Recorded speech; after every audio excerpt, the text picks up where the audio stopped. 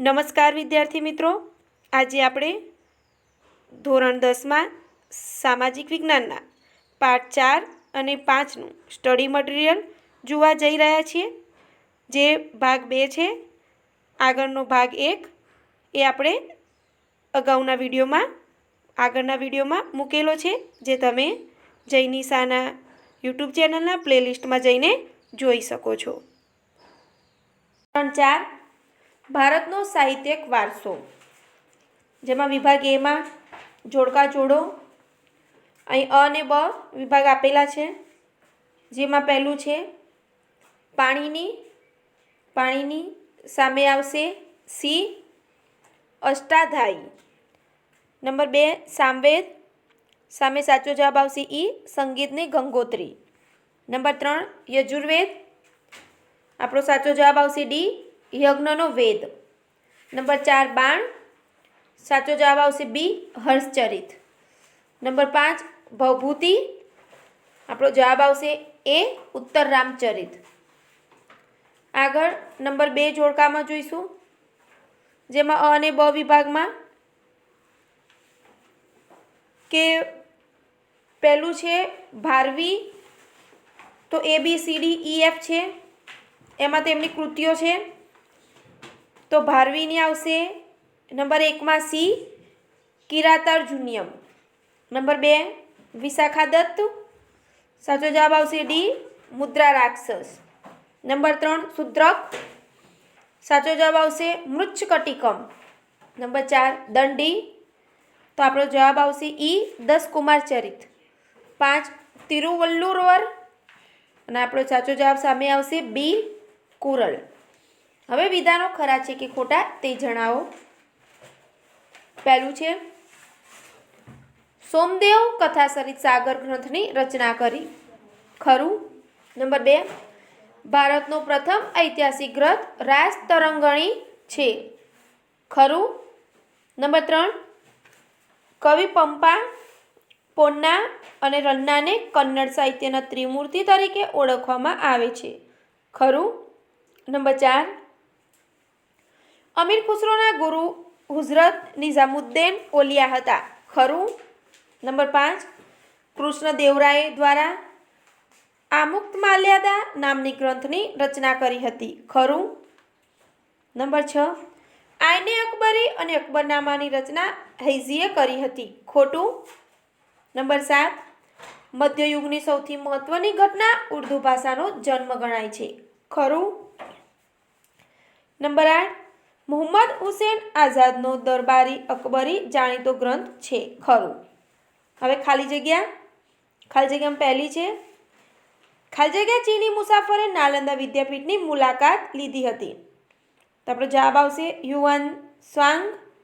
Number 2 Hindi સાહિત્યનો પ્રારંભિક ગ્રંથ ખાલી જગ્યા હતો, તો ઉત્તર આવશે પૃથ્વીરાજ રાસો. આગળ નંબર 3 દ્રવિડ કુળની સૌથી પ્રાચીન ભાષા ખાલી જગ્યા છે, ઉત્તર આવશે તમિલ. આગળ નંબર 4 ભારતનો સૌથી પ્રાચીનતમ ગ્રંથ ખાલી જગ્યા છે, ઉત્તર ઋગ્વેદ. નંબર 5 પ્રારંભિક બૌદ્ધ સાહિત્ય ભાષા ખાલી જગ્યા હતી પાલી. નંબર 6 વહીવટી વિજ્ઞાનની કૃતિ ખાલી જગ્યા ગણાય છે અર્થશાસ્ત્ર. નંબર 7 હુમાયુનામાની રચના ખાલી જગ્યા કરી હતી, તો ગુલબંદ બેગમ. નંબર 8 ગીત ગોવિંદ નામના સુંદર કાવ્ય ગ્રંથની રચના ખાલી જગ્યાએ કરી હતી, તો જયદેવ. હવે આગળનો પ્રશ્ન છે, એક એક વાક્યમાં જવાબ આપો. પ્રશ્ન 1 છે, જેમાં વિશ્વનો સૌથી મોટો કાવ્ય ગ્રંથ કયો છે, ઉત્તર મહાભારત.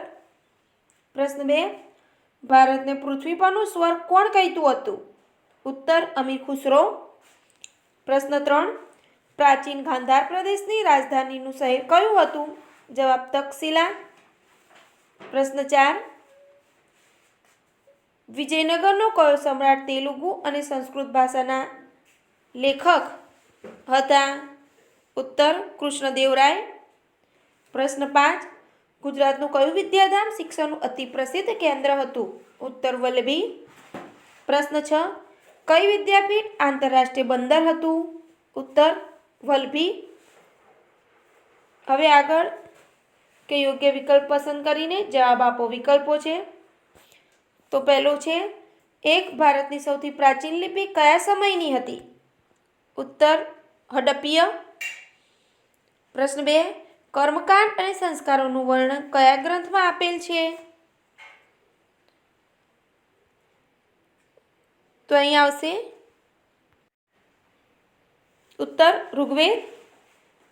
પ્રશ્ન 3 નીચેનામાંથી કઈ કૃતિ કવિ કાલિદાસની નથી? તો ઉત્તર અભિજ્ઞાન શાકુંતલમ. પ્રશ્ન 4 નીચેનામાંથી એક અમીર ખુસરોની કૃતિ નથી?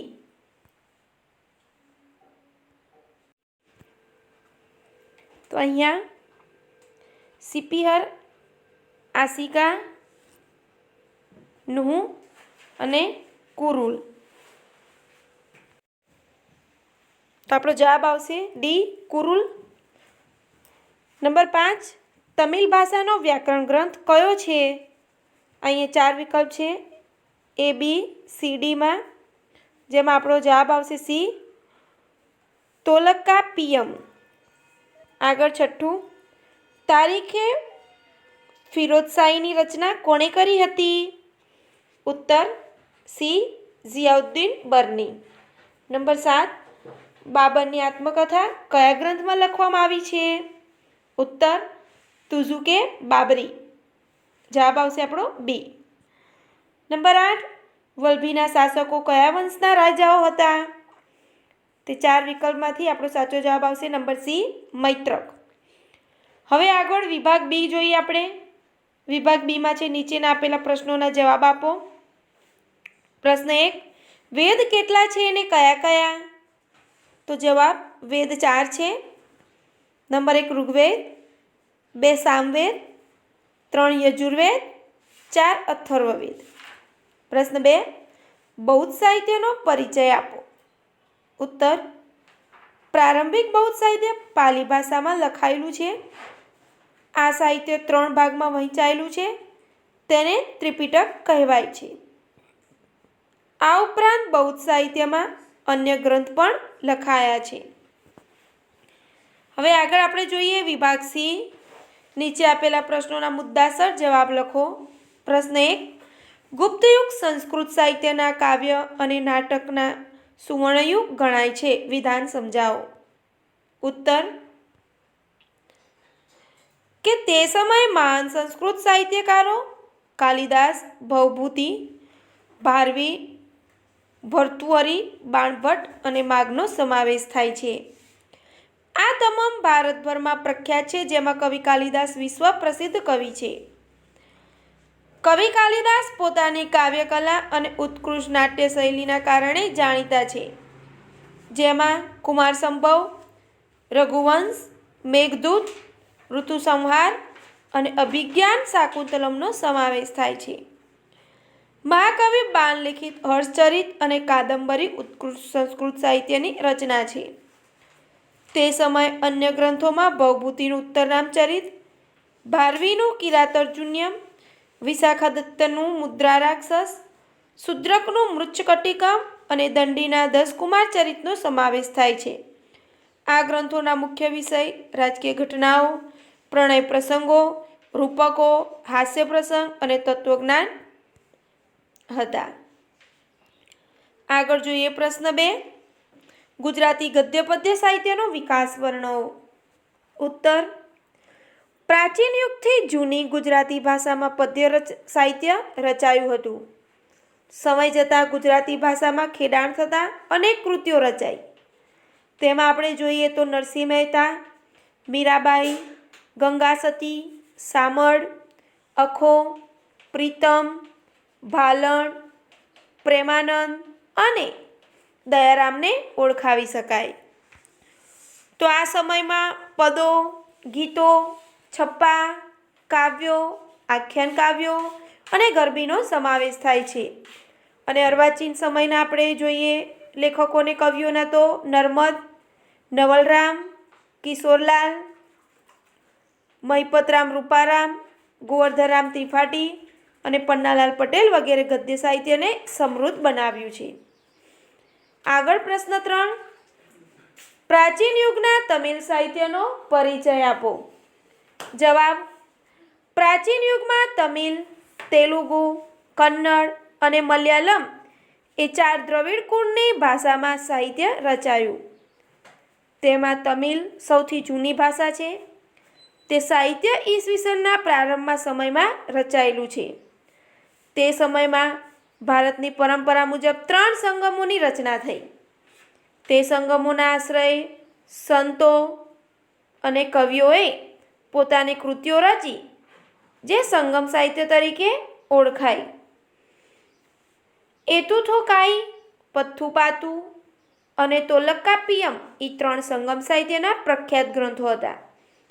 કવિ તિરુવલ્લુવરે કુરલ નામના પ્રખ્યાત કાવ્ય સંગ્રહની રચના કરી. સિલિપતિકારમ અને મણિમેખલાય પ્રારંભિક તમિલ સાહિત્યના પ્રખ્યાત ગ્રંથો છે. આગળ જોઈએ પ્રશ્ન 4. મુગલ સાહિત્યનો પરિચય આપો. ઉત્તર: મધ્યયુગમાં મુગલ બાદશાહો અને તેમના શાહી પરિવારના સભ્યો તુર્કી ભાષાના સારા લેખકો હતા. તો મુગલ બાદશાહ બાબરે તુર્કી ભાષામાં તુઝુકે બાબરી અને બાદશાહ જહાંગીરે તુઝુકે જહાંગીરી નામની આત્મકથાઓ લખી. હુમાયુની બહેન ગુલબદન બેગમે હુમાયુની આત્મકથા હુમાયુનામા લખી. બાદશાહ ઔરંગઝેબ સિદ્ધહસ્ત લેખક હતા. છેલ્લો મુગલ બાદશાહ બહાદુર શાહ જફર એક પ્રખ્યાત ઉર્દૂ કવિ હતો. બાદશાહ અકબરના સમયમાં તુલસીદાસ, સૂરદાસ, કેશવદાસ, રહીમ વગેરે હિન્દી ભાષાના મહાન સાહિત્યકારો થઈ ગયા. દેશના ઘણા ભાગોમાં રહીમના દોહા આજે પણ પ્રસિદ્ધ છે. બાદશાહ અકબરે મહાભારત, રામાયણ, અથર્વવેદ, ભગવદ્ ગીતા, પંચતંત્ર વગેરે ગ્રંથોના અનુવાદ કરવા માટે એક અલગ ખાતાની રચના કરી હતી. એ સમયે અબુલ ફઝલે ફારસી ભાષામાં આઈને અકબરી નામનો ઐતિહાસિક ગ્રંથ લખ્યો. તેમજ તેણે અકબરની આત્મકથા અકબરનામા લખી. અબુલ ફઝલનો ભાઈ ફૈઝી ફારસી ભાષાનો મહાન કવિ હતો. તેણે અનેક સંસ્કૃત ગ્રંથોનો ફારસીમાં અનુવાદ કર્યો હતો.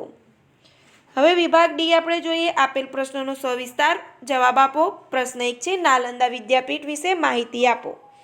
જવાબ: નાલંદા વિદ્યાપીઠ બિહારના પટણા જિલ્લાના બડગાંવ ગામ પાસે આવેલી હતી. નાલંદા ભારતીય સંસ્કૃતિનું તીર્થધામ હતું. તે બૌદ્ધ ધર્મનું કેન્દ્ર હતું. 5મી સદીમાં કુમારગુપ્ત રાજાએ અહીં વિહાર બંધાવ્યો હતો.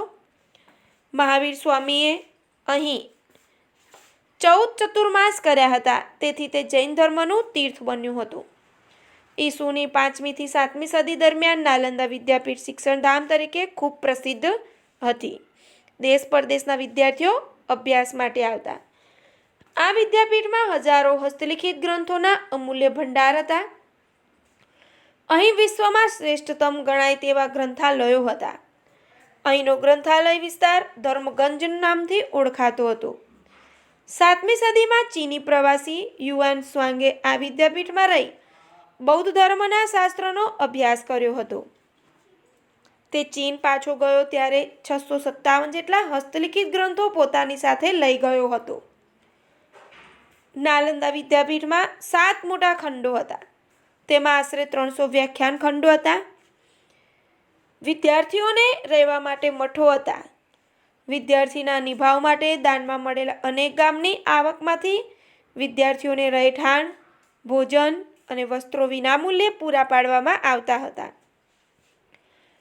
નાલંદા વિદ્યાપીઠમાં તત્વજ્ઞાન, શિલ્પકલા, મંત્રવિદ્યા, ન્યાય, વ્યાકરણ, તર્કશાસ્ત્ર, યોગશાસ્ત્ર વગેરે વિષયોનું તેમજ બૌદ્ધ ધર્મ અને વેદ ધર્મનું શિક્ષણ આપવામાં આવતું હતું. લગભગ 700 વર્ષ સુધી દેશ પરદેશમાં જ્ઞાનની અખંડ જ્યોત ફેલાવનારા નાલંદા વિદ્યાપીઠના આજે માત્ર ભગ્ન અવશેષો જ જોવા મળે છે. એ અવશેષો ભારતના ભવ્ય સંસ્કૃતિની પ્રતીતિ કરાવે છે. પ્રશ્ન 2 છે, તક્ષશિલા વિદ્યાપીઠ વિશે માહિતી આપો. ઉત્તર. તક્ષશિલા વિદ્યાપીઠ હાલના પાકિસ્તાનમાં આવેલ રાવલપિંડીની પશ્ચિમે આવેલ હતી. તક્ષશિલા પ્રાચીન ગાંધાર પ્રદેશની રાજધાનીનું શહેર હતું. 7મા સૈકામાં તે ભારતના મહત્વના વિદ્યા કેન્દ્ર તરીકે જાણીતું હતું. એક દંતકથા પ્રમાણે રઘુવંશી રામના ભાઈ ભરતના પુત્ર તક્ષના નામ પરથી આ સ્થળનું નામ તક્ષશિલા પડ્યું હોવાનું મનાય છે. તક્ષશિલા વિદ્યાપીઠમાં વેદ, શસ્ત્રક્રિયા, ગજવિદ્યા, ધનુર્વિદ્યા, વ્યાકરણ, તત્વજ્ઞાન, યુદ્ધવિદ્યા, ખગોળશાસ્ત્ર, જ્યોતિષશાસ્ત્ર વગેરે કુલ 64 વિદ્યાઓનું શિક્ષણ આપવામાં આવતું હતું. વારાણસી, રાજગૃહ, મિથિલા, ઉજ્જૈન વગેરે દૂરના શહેરોમાંથી વિદ્યાર્થીઓ આ વિદ્યાપીઠમાં અભ્યાસ માટે આવતા. ભગવાન બુદ્ધના શિષ્ય જીવકે આ વિદ્યાપીઠમાં આયુર્વેદના પાઠ શીખ્યા હતા. અર્થશાસ્ત્રના રચયિતા અને રાજનીતિજ્ઞ કૌટિલ્ય, મૌર્ય વંશના સ્થાપક ચંદ્રગુપ્ત મૌર્ય, કોસલના રાજા પ્રસિંજીતે અને વ્યાકરણશાસ્ત્રી પાણીનીએ આ વિદ્યાપીઠમાં શિક્ષણ લીધું હતું. તક્ષશિલા વિદ્યાપીઠમાં વિદ્યાર્થીને તેના પસંદગી અને રસના વિષય આપવામાં આવતા. 5મી સદીની શરૂઆતમાં ચીની પ્રવાસી ફાહિયાને તક્ષશિલા વિદ્યાપીઠની મુલાકાત લીધી હતી. આગળ પ્રશ્ન 3. વલ્લભી વિદ્યાપીઠનો પરિચય આપો. ઉત્તર. વલ્લભી વિદ્યાપીઠ ઈસવીસન 7મી સદીમાં ગુજરાતનું પ્રસિદ્ધ શિક્ષણ કેન્દ્ર હતું. ભાવનગર પાસેનું વલ્લભીપુર એ સમયે મૈત્રક વંશના તત્કાલીન શાસકોનું રાજધાનીનું નગર તેમજ ધીકતું આંતરરાષ્ટ્રીય બંદર હતું. વલ્લભીપુરને પ્રસિદ્ધ વિદ્યાધામ બનાવવામાં મૈત્રક વંશના રાજાઓ અને શ્રીમંત નાગરિકોનો ફાળો મોટો હતો. વલ્લભીના મૈત્રક રાજાઓ આ વિદ્યાપીઠના મોટા આશ્રયદાતાઓ હતા. તેઓ બૌદ્ધ ધર્મ ન હતા અને સનાતની હતા.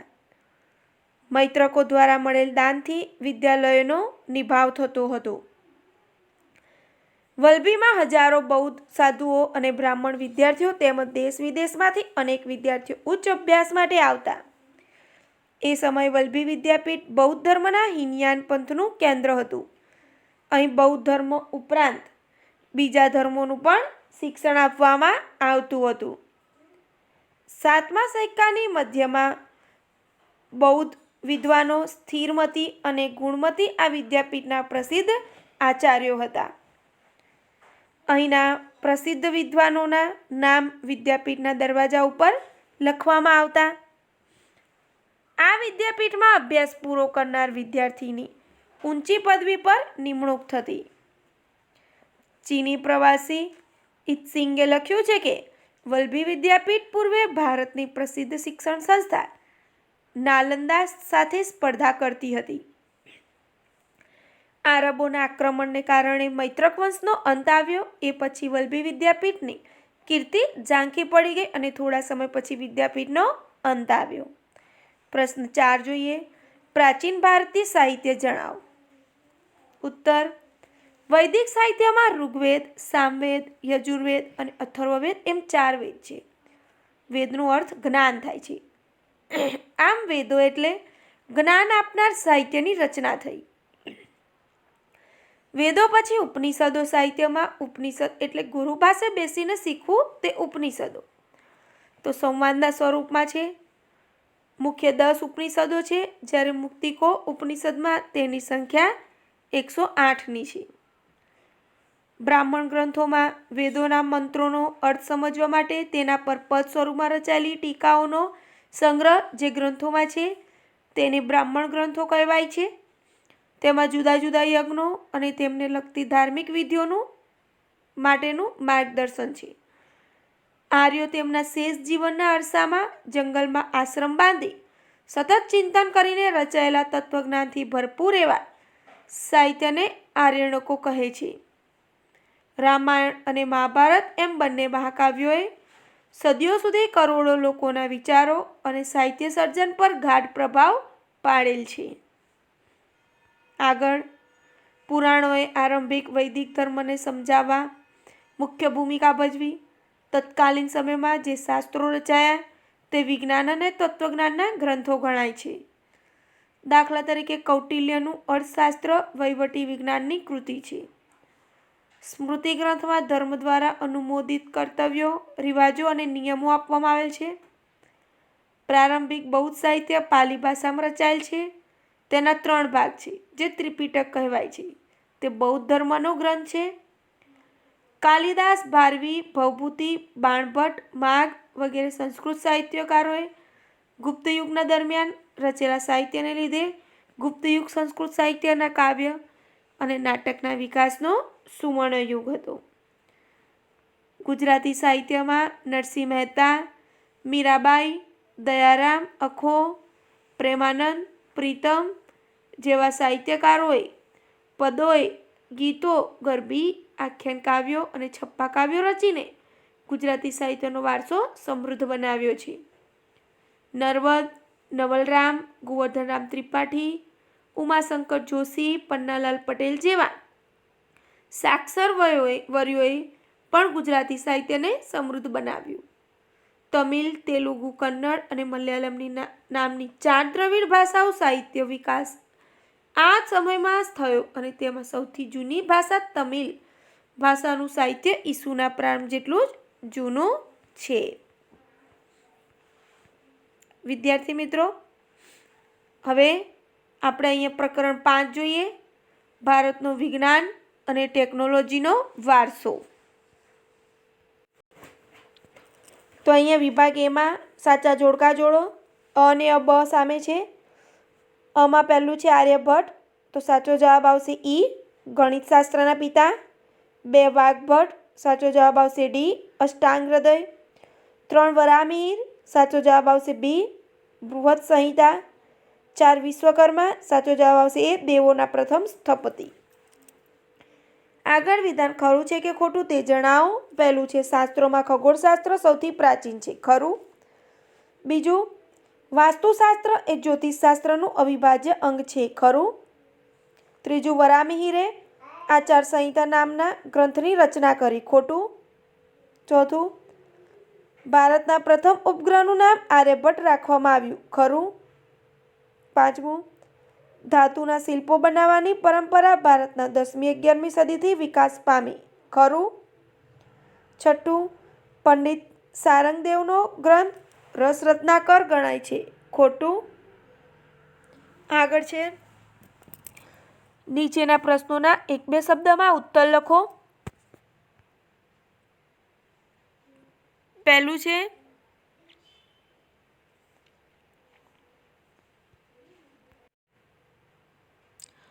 તો અહીંયા પારાની ભસ્મ કરી ઔષધ તરીકે વાપરવાનો પ્રયોગ કોના દ્વારા શરૂ થયો હોય એમ મનાય છે?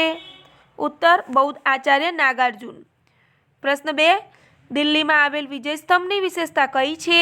ઉત્તર, 7 ટન વજન, 24 ફૂટ ઊંચો સમ્રાટ ચંદ્રગુપ્ત દ્વિતીયને નિર્માણ કરાવેલો વિજય સ્તંભને હજી સુધી વરસાદ, ટાટ કે તડકામાં કેટલાય વર્ષો સુધી રહેવા છતાં કાટ લાગેલો નથી. પ્રશ્ન 3, ભારતે વૈદિક શાસ્ત્રના મહાન પ્રણેતાઓમાં કોનો સમાવેશ થાય છે? ઉત્તર, મહર્ષિ ચરક, મહર્ષિ સુશ્રુત અને વાઘભટ્ટ. પ્રશ્ન 4, નિદાન ક્ષેત્રે વાઘભટ્ટે કયા ગ્રંથની રચના કરી? ઉત્તર, અષ્ટાંગ હૃદય. પ્રશ્ન 5, ગુત્સમદ નામના ઋષિ કઈ બાબતના શોધક ગણાય છે? ઉત્તર, આંકડાની પાછળ શૂન્ય. છઠ્ઠું, ભાસ્કરાચાર્ય કયો ગ્રંથ લખ્યો હતો? ઉત્તર, તો ભાસ્કરાચાર્ય લીલાવતી ગણિત અને બીજગણિત ગ્રંથો લખ્યા હતા. પ્રશ્ન 7, કોના નામ પરથી ભારતના પ્રથમ ઉપગ્રહનું નામ રાખવામાં આવ્યું? ઉત્તર, આર્યભટ્ટના. પ્રશ્ન 8, બ્રહ્મગુપ્તના ગુરુત્વાકર્ષણના નિયમોનો ઉલ્લેખ કયા ગ્રંથમાં છે? ઉત્તર, બ્રહ્મ સિદ્ધાંત. પ્રશ્ન 9, બૃહદ સંહિતા ગ્રંથના રચયિતા કોણ ગણાય છે? ઉત્તર, વરાહમિહિર. પ્રશ્ન 10, વાસ્તુશાસ્ત્રનો પુનરુદ્ધાર કોણે કરાવ્યો? ઉત્તર, રાણા કુંભાઈ. પ્રશ્ન 11, વાસ્તુશાસ્ત્રમાં દેવોના પ્રથમ સ્થપતિ કોણ મનાય છે? ઉત્તર, વિશ્વકર્મા. આગળ નીચેના વિકલ્પો યોગ્ય વિકલ્પ પસંદ કરી ખાલી જગ્યા પૂરો. પ્રશ્ન 1 ખાલી જગ્યા 1 છે. વાસ્તુશાસ્ત્રને ખાલી જગ્યા ભાગમાં વહેંચવામાં આવેલું છે. તો અહીંયા કૌંસમાં લખેલી છે 3 વિકલ્પ. સાચો જવાબ આવશે 8. નંબર 2, પૃથ્વી પોતાની ધરી પર ફરે છે અને ચંદ્રગ્રહણનું સાચું કારણ પૃથ્વીનો પડછાયો છે તેવું ખાલી જગ્યાએ સાબિત કર્યું. તો આપણો જવાબ આવશે ખાલી જગ્યામાં આર્યભટ્ટે. નંબર 3, પ્રાચીન ભારતે ખાલી જગ્યાના ક્ષેત્રે નોંધપાત્ર પ્રગતિ સાધીને અમૂલ્ય વારસો વિશ્વને આપેલ છે. ઉત્તર આવશે વિજ્ઞાન. નંબર 4, મહર્ષિ ચરકે ખાલી જગ્યા નામના ગ્રંથમાં 2000 ઉપરાંત વનસ્પતિઓ ઔષધિઓનું વર્ણન કરેલું છે.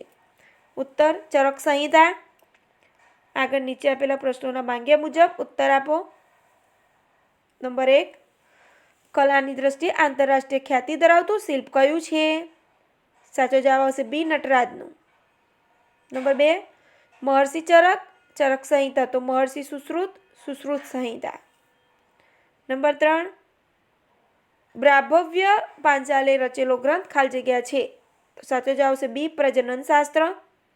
નંબર 5, પ્રાચીન ભારતમાં ગુરુત્વાકર્ષણના નિયમને પ્રચલિત કરનાર પ્રણાલી બ્રહ્મ સિદ્ધાંતની રચના કોણે કરી હતી? આપણો જવાબ આવશે એ, બ્રહ્મગુપ્તે. નંબર 5, ભારતીય રસાયણ વિદ્યાના નમૂનાઓમાં એકનો સમાવેશ થતો નથી. તો સાચો જવાબ આવશે ડી, દાઢીવાળા પુરુષનું શિલ્પ. નંબર 6, વૈદક શાસ્ત્રના વિદ્વાન વાગ્ભટ્ટે નિદાન ક્ષેત્રે કયા ગ્રંથની રચના કરી હતી? ઉત્તર આવશે બી, અષ્ટાંગ હૃદય. નંબર 7, આંકડાની પાછળ શૂન્ય લગાવીને લખવાની પ્રક્રિયાના શોધક ખાલી જગ્યા નામના ઋષિ હતા. તો સી જવાબ આવશે આપણો ગુત્સમત. નંબર 8, 15મી સદીમાં મેવાડના ખાલી જગ્યા અગાઉના પ્રકાશનોમાં સુધારા વધારા કરી વાસ્તુશાસ્ત્રનો પુનરુદ્ધાર કર્યો. સાચો જવાબ આવશે એ, રાણા કુંભાઈ. વિભાગ બી જોઈએ કે નીચે આપેલા પ્રશ્નોના માંગ્યા મુજબ ઉત્તર લખો. પ્રત્યેકના 2 ગુણ છે. પ્રશ્ન 1, વિજ્ઞાન અને ટેકનોલોજી એટલે શું? ઉત્તર, વિજ્ઞાન એટલે વ્યવસ્થિત જ્ઞાન, જ્યારે ટેકનોલોજી એટલે વિજ્ઞાનની વ્યવહારિકતા, ઉપયોગિકતા. આમ વિજ્ઞાન અને ટેકનોલોજી વચ્ચે થતા નવા સંશોધનો એ સેતુ સમાન છે. પ્રશ્ન 2, ગણિતશાસ્ત્ર ક્ષેત્રે આર્યભટ્ટે કરેલ શોધો વિશે નોંધ લખો. તો ગણિતશાસ્ત્ર ક્ષેત્રે આર્યભટ્ટે કરેલ નોંધો નીચે મુજબ છે. શૂન્યની શોધ આર્યભટ્ટે કરી. આર્યભટ્ટના આર્યભટ્ટિયમ ગ્રંથમાં પાઈની કિંમત 22/7 એટલે 3.14 જેટલી થાય છે તેનો ઉલ્લેખ છે. ગોલકના પરિઘ અને વ્યાસના ગુણોત્તરને દર્શાવતો અચળાંક પાઈ છે તેવું તેમણે પ્રતિપાદિત કર્યું છે. ભાગાકારની આધુનિક પદ્ધતિ ગુણાકાર, સરવાળા, બાદબાકી, વર્ગમૂળ, ઘનમૂળ આદિ અષ્ટાંગ પદ્ધતિની જાણકારી તેમણે તેમના ગ્રંથોમાં કરેલ છે. તેથી આર્યભટ્ટને ગણિતશાસ્ત્રના પિતા તરીકે ઓળખવામાં આવે છે. આ ઉપરાંત આર્યભટ્ટે 10 ગીતિકા, આર્યભટ્ટિયમ જેવા ગ્રંથો લખ્યા છે. જ્યારે આર્ય સિદ્ધાંતમાં જ્યોતિષશાસ્ત્રના મૂળ સિદ્ધાંતોનું વર્ણન છે. નંબર 3, વાસ્તુશાસ્ત્રના પ્રણેતાઓના નામ અને તેમનો ફાળો આપો. ઉત્તર, પ્રાચીન ભારતમાં બ્રહ્મા, નારદ, બૃહસ્પતિ, ભૃગુ, વશિષ્ઠ, વિશ્વકર્મા જેવા વિદ્વાનોનું વાસ્તુશાસ્ત્રમાં અનોખું પ્રદાન છે. વાસ્તુશાસ્ત્રને 8 ભાગમાં વહેંચનાર દેવોના પ્રથમ સ્થપતિ વિશ્વકર્માને માનવામાં આવે છે. 15મી સદીમાં મેવાડના રાણા કુંભાએ અગાઉના પ્રકાશનોમાં સુધારા વધારા કરાવી વાસ્તુશાસ્ત્રનો પુનરુદ્ધાર કરાવ્યો.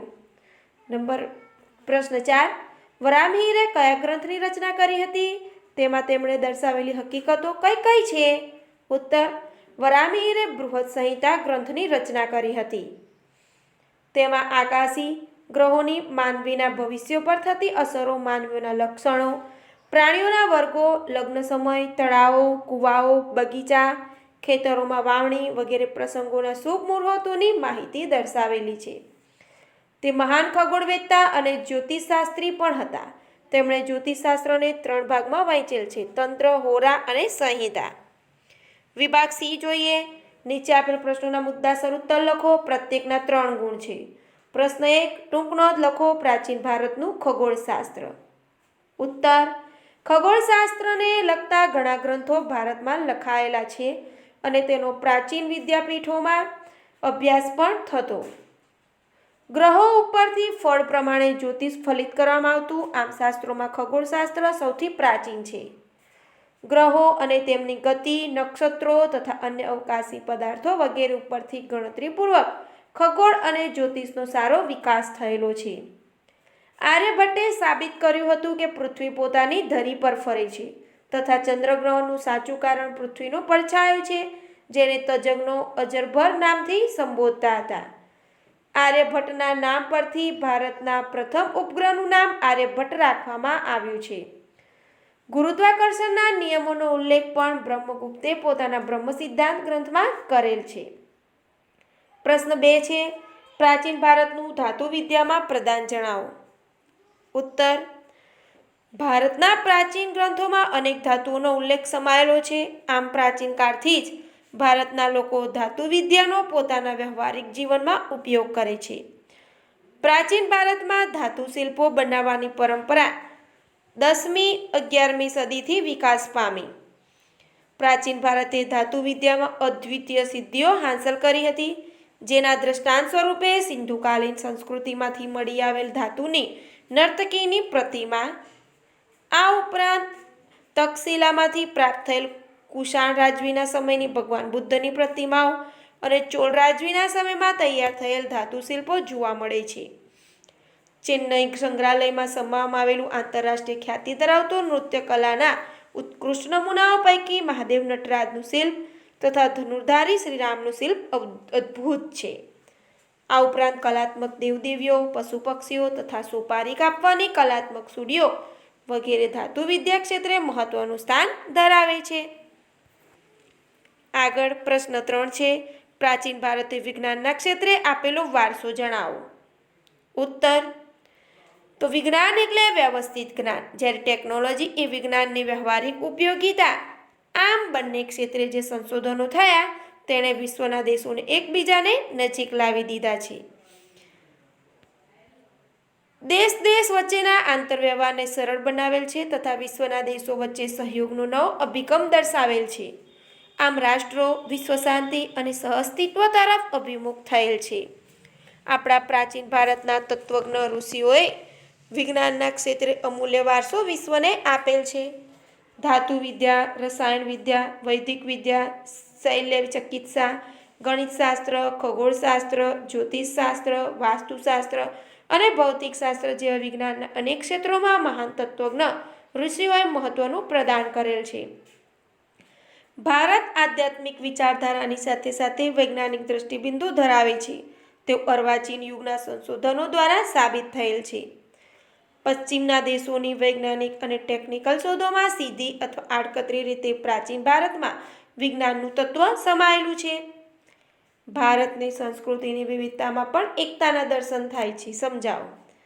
તો આગળ પ્રશ્ન 4 જોઈએ કે ભારતની સંસ્કૃતિની વિવિધતામાં પણ એકતાના દર્શન થાય છે. સમજાવો. ઉત્તર. ભારતની સંસ્કૃતિ વિશાળ અને વૈવિધ્યપૂર્ણ સપ્તરંગી છે. તેમાં ધર્મ અને વિજ્ઞાન, પરંપરાગત આદર્શો, વ્યવહારિક જ્ઞાન અને સમજનો સુભગ સમન્વય થયેલો છે. આપણી સંસ્કૃતિમાં સહિષ્ણુતા અને સમાનતા જોવા મળે છે. તેથી દરેક વ્યક્તિઓમાં ધર્મ, જીવન પદ્ધતિ અને મૂલ્યોમાં વિવિધતા હોવા છતાં વિવિધતામાં એકતાના દર્શન થાય છે. આમ ભારતની સંસ્કૃતિ રંગબેરંગી સંસ્કૃતિ તરીકે ગણાવી શકાય છે. આપણે હવે જોઈએ વિભાગ ડી કે નીચે આપેલા પ્રશ્નોના માંગ્યા મુજબ સવિસ્તાર ઉત્તર લખો અને પ્રત્યેકના 4 ગુણ છે. પ્રશ્ન 1. પ્રાચીન ભારતે ગણિતશાસ્ત્રમાં આપેલી પ્રગતિ વિશે નોંધ લખો. તો ઉત્તર લખશું. ભારતે દુનિયાને શૂન્યની શોધ, દશાંશ પદ્ધતિ, બીજગણિત, બોધાયનનો પ્રમેય, રેખાગણિત, વૈદિક ગણિત જેવી શોધો આપી. આંકડાની પાછળ શૂન્ય લગાવીને લખવાની પ્રક્રિયાના શોધક ગુત્સમદ ઋષિ ગણાય છે. પ્રાચીન ભારતમાં ગણિતજ્ઞોએ એકની પાછળ 53 શૂન્ય મૂકવાથી બનતી સંખ્યાઓના નામ નિર્ધારિત કર્યા છે. મોહેંજો-દડો અને હડપ્પાના અવશેષોમાં માપવાના અને તોલવાના સાધનોમાં દશાંશ પદ્ધતિ જોવા મળે છે, જેની ઓળખ પ્રાચીન સમયમાં મેગાતિથિએ આપેલ છે. ઈસવીસન 1150માં ભાસ્કરાચાર્યે લીલાવતી ગણિત અને બીજગણિત જેવા ગ્રંથોની રચના કરી. તેમણે સરવાળા અને બાદબાકીનું પણ સંશોધન કર્યું છે. આર્યભટ્ટના આર્યભટ્ટિયમ ગ્રંથમાં પાઈની કિંમત 22 જેટલી થાય છે તેવો ઉલ્લેખ છે. આર્યભટ્ટે શૂન્યની પણ શોધ કરી હતી. તેમણે પ્રતિપાદિત કર્યું છે કે ગોલકના પરિઘ અને વ્યાસના ગુણોત્તરને દર્શાવતા અચળાંક પાઈ છે. ભાગાકારની આધુનિક પદ્ધતિ, ગુણાકાર, સરવાળા, બાદબાકી, વર્ગમૂળ, ઘનમૂળ વગેરે અષ્ટાંગ પદ્ધતિની જાણકારી આર્યભટ્ટે તેમના ગ્રંથોમાં કરેલ છે. આર્યભટ્ટિયમ અને 10 ગીતિકા જેવા ગ્રંથો પણ લખ્યા છે. ગણિત, અંકગણિત, રેખાગણિતના મૂળભૂત પ્રશ્નોનું સમાધાન શોધ્યું છે. તેમણે આર્ય સિદ્ધાંતમાં જ્યોતિષશાસ્ત્રના મૂળ સિદ્ધાંતોનું સંક્ષેપમાં વર્ણન કરેલું છે. આમ આર્યભટ્ટને ગણિતશાસ્ત્રના પિતા તરીકે ઓળખવામાં આવે છે. બોધાયન, આપસ્તંભ, કાત્યાયન, ભાસ્કરાચાર્ય અને બ્રહ્મગુપ્ત વગેરે જેવા વિદ્વાનોએ પોતાના ગ્રંથોમાં ગણિતશાસ્ત્રના જુદા જુદા પાસાઓની ચર્ચા કરેલ છે. આગળનો પ્રશ્ન જોઈએ. પ્રશ્ન 2. પ્રાચીન ભારતે રસાયણ વિદ્યામાં સાધેલી પ્રગતિનું વર્ણન કરો. તો ઉત્તર લખીશું.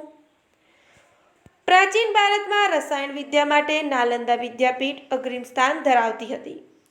આ વિદ્યા વિવિધ ખનિજો, કૃષિ છોડ માટેના બીજ, વિવિધ ધાતુઓનું નિર્માણ કે તેમાં યોગ્ય ફેરફાર તથા આરોગ્યની દ્રષ્ટિએ જરૂરી ઔષધિઓના નિર્માણ માટે ખૂબ જ અનિવાર્ય છે. રસાયણશાસ્ત્ર એક પ્રયોગાત્મક વિજ્ઞાન છે. રસાયણશાસ્ત્રીઓમાં નાલંદા વિદ્યાપીઠના બૌદ્ધ આચાર્ય નાગાર્જુનને ભારતીય રસાયણશાસ્ત્રના આચાર્ય માનવામાં આવે છે. આચાર્ય નાગાર્જુને રસાયણ વિદ્યા ક્ષેત્રે રસ રત્નાકર અને આરોગ્ય મંજરી જેવા પુસ્તકો લખેલા છે. તેમણે વનસ્પતિ ઔષધિઓની સાથે સાથે રસાયણ ઔષધો વાપરવાની ભલામણ કરી છે. પારાની ભસ્મ કરીને ઔષધ તરીકે વાપરવાનો પ્રયોગ તેમની મારફતે શરૂ થયો હોય તેમ મનાય છે. નાલંદા વિદ્યાપીઠ રસાયણ વિદ્યાના અભ્યાસ અને સંશોધન માટે પોતાની એક અલગ રસાયણ શાળા અને તે માટેની જરૂરી ભઠ્ઠીઓ રાખતી હતી. રસાયણશાસ્ત્રોના ગ્રંથોમાં મુખ્ય રસ, ઉપરસ, 10 પ્રકારના વિષ તેમજ વિવિધ પ્રકારના ક્ષારો અને ધાતુઓની ભસ્મનું વર્ણન મળે છે. ધાતુમાંથી બનાવેલી ભગવાન બુદ્ધની મૂર્તિઓમાં રસાયણ વિદ્યાની ઉત્કૃષ્ટતા દ્રશ્યમાન થાય છે. 7.1 ફૂટ ઊંચી અને 1 ટન વજન ધરાવતી તામ્ર મૂર્તિ સુલતાનગંજમાંથી મળી આવે છે. 18 ફૂટ ઊંચી ભગવાન બુદ્ધની મૂર્તિ નાલંદામાંથી પ્રાપ્ત થયેલ છે અને 7 ટન વજન ધરાવતી અને 24 ફૂટ ઊંચો ચંદ્રગુપ્ત દ્વિતીય એ નિર્માણ કરાયેલ વિજય સ્તંભ રસાયણ વિદ્યાનું બેનું નમૂનો છે. આગળનો પ્રશ્ન જોઈએ. પ્રશ્ન 3. વૈદિક વિદ્યા અને શૈલ્ય ચિકિત્સામાં પ્રાચીન ભારતનું મહત્વ જણાવો. તો ઉત્તર લખીશું આપણે કે ભારતીય વૈદિક શાસ્ત્રના મહાન પ્રણેતાઓ મહર્ષિ ચરક, મહર્ષિ સુશ્રુત અને વૈદિક શાસ્ત્રના વિદ્વાન વાગ્ભટ્ટે પોતાના સંશોધનોથી વૈદિક શાસ્ત્રના સર્વોત્તમ શિખરો હાંસલ કર્યા છે. મહર્ષિ ચરક તેમના ચરક સંહિતા ગ્રંથમાં 2000 ઉપરાંત વનસ્પતિઓનું અને ઔષધિઓનું વર્ણન કરેલ છે. મહર્ષિ સુશ્રુતે તેમના સુશ્રુત સંહિતામાં શૈલ્ય ચિકિત્સાના એવા ધારદાર સાધનોનો ઉલ્લેખ દર્શાવેલ છે કે જે માથાના વાળને ઊભો ચીરીને ભાગ કરી શકાતા. વાગ્ભટ્ટે તેમની વાગ્ભટ્ટ સંહિતાને વૈદક અને શૈલ્ય ચિકિત્સાની બાબતમાં મહત્વના ગ્રંથ તરીકે ઉજાગર કરેલ છે. આમ વાગ્ભટ્ટ સંહિતા, સુશ્રુત સંહિતા અને ચરક સંહિતા એ પ્રત્યેક વૈદ માટેના અભ્યાસની મહત્વની ભૂમિકા દર્શાવે છે. પ્રાચીન ભારતના હિન્દુઓના ઔષધશાસ્ત્રમાં ખનિજ, વનસ્પતિ અને પ્રાણીઓના ઔષધિઓની વિસ્તૃત સંગ્રહ સમાયેલ છે. આગળ ઔષધશાસ્ત્રમાં દવા બનાવવાની ઝીણવટભરી વિધિઓનું સાથે દવાઓનું વર્ગીકરણ તથા દવાના ઉપયોગ માટેના સૂચનો આપવામાં આવેલ છે. વાટકાપ કરવા માટે પ્યાલા આકારનો પાટો બાંધી લોહીનું ભ્રમણ અટકાવીને પેઢું, મૂત્રાશય, સારણગાંઠ, મોતિયો, પથરી, હરસ, ભાંગેલા હાડકાને યોગ્ય રીતે બેસાડવા તથા શરીરમાં ઘૂસી ગયેલા પદાર્થોને બહાર કાઢવાની તમામ બાબતોમાં સિદ્ધિઓ હાંસલ કરતા જેમાં ભારતીયોના નિપુણતાના દર્શન થાય છે. તેઓ તૂટેલા કાન કે નાકની જગ્યાએ નવા નાક સાંધવાની પ્લાસ્ટિક સર્જરી પણ જાણતા હતા. મૃત શરીરના વાટકાપ કે મુઈનના પૂતળા દ્વારા પ્રત્યક્ષ દાન પણ વિદ્યાર્થીઓને આપી શકતા. સ્ત્રી તથા બાળ રોગોના નિષ્ણાત હોવાથી રોગોના કારણે અને ચિહ્નોનું વર્ગીકરણ કરી તેનું નિદાન કરી રોગ મટાડ્યા પછી પાડવાની પરેજી પણ આપતા હતા. પ્રાચીન ભારતમાં પ્રાણી રોગોના શાસ્ત્રોમાં અશ્વ તથા હાથીના રોગો પરના ગ્રંથોમાં હસ્તી આયુર્વેદ તથા શાલિહોત્રનું અશ્વશાસ્ત્ર જાણીતું છે. વૈદિક શાસ્ત્રના વાઘભટ્ટે નિદાન ક્ષેત્રે અષ્ટાંગહૃદયી ગ્રંથની રચના કરી. આમ પ્રાચીન સમયથી ભારતે વૈદિક વિદ્યા અને શૈલ્ય ચિકિત્સા ક્ષેત્રે સિદ્ધિઓ હાંસલ કરી હતી. તો વિદ્યાર્થી મિત્રો, અહીં આપણો પાઠ 4 અને પાઠ 5 સમાપ્ત થાય છે. આગળના પાઠનું જવાબ સાથેનું સાહિત્ય આપણે નવા વિડીયોમાં જોઈશું. ધન્યવાદ.